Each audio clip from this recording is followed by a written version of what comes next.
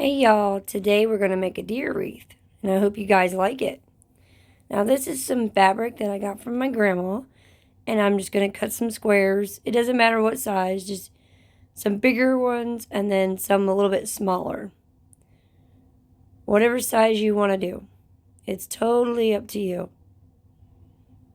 And they don't have to be perfect squares either. They really don't. Not for this. Now, I was given some hangers by my friend, and I made my own wreath form. And it doesn't matter how perfect your circle is, it really don't. We're going to take this fabric, and we're going to cinch it in the middle. See, we're cinching in the middle, and then we're going to wrap that end around. I hope this makes sense. And we're going to glue that down. And then I'm going to take a piece of twine, and I'm going to tie right there at that piece. I feel like it gives it a little bit better look. See how that's all floppy and I don't know. I feel like the twine just helps tidy it up.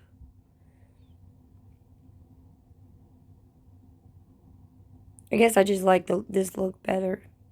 But you guys can do it however you wish. I hope you guys had a good 4th of July.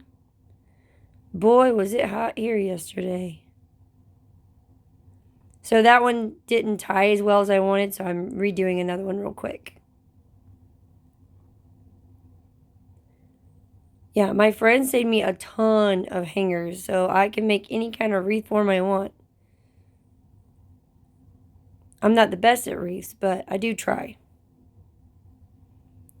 And here's this bigger one. See, that was a smaller one, so now we're going to do a bigger one. I'm going to show you one more.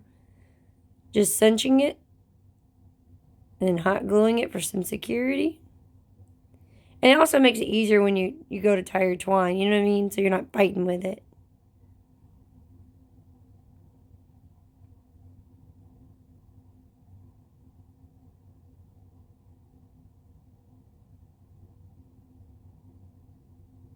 Guys, let me know in comments, what'd you do for the 4th?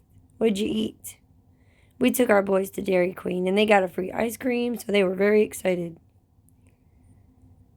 Now here it is all done. And now we're going to take some fluff. I got this after Christmas sale.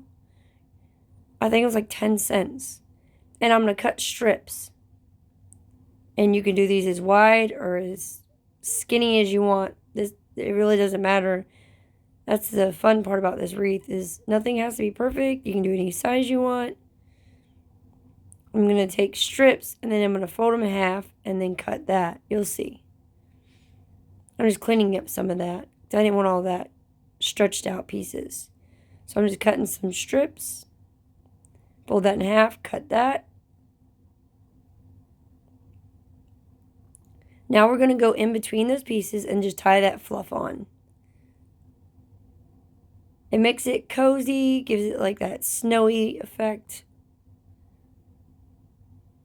So we're going to do that around each one of those. And just try, if you do this, try not to pull too hard because you will stretch out that cotton and then it ain't going to hold right. So just gently tie those on. Now this is beaded garland and I cut it down. Like I said, any size you want. I counted down 9 and then cut. And then I'm gluing those right onto the cotton. So I glue the bottom pieces on and the very top one, I also glued that down so it wasn't flopping.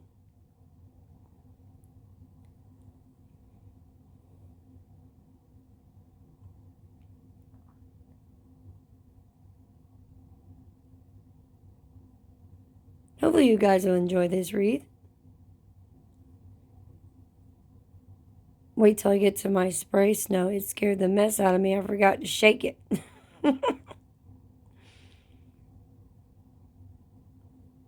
Here's the tiny little bows. I've used these before. I think it was a pack of 60 from Amazon in different colors. Anything I can, I'll link down in the description box for y'all. So I'm doing black and white, red and black. Offsetting black and white, red and black. Now I'm taking some puffy paint and then making little dots in the bow. See right there. On every single one. Now this is one of those burlap bags. Another one of those. So I want to just cut the deer image out. And I'm going to save the Merry Christmas for another project. I'm going to add some Mod Podge to stiffen up the fabric. Or the burlap, I guess I should say. To make it a little easier to work with. And then we're going to take some tacky glue. And I'm going to go on the outside of that line.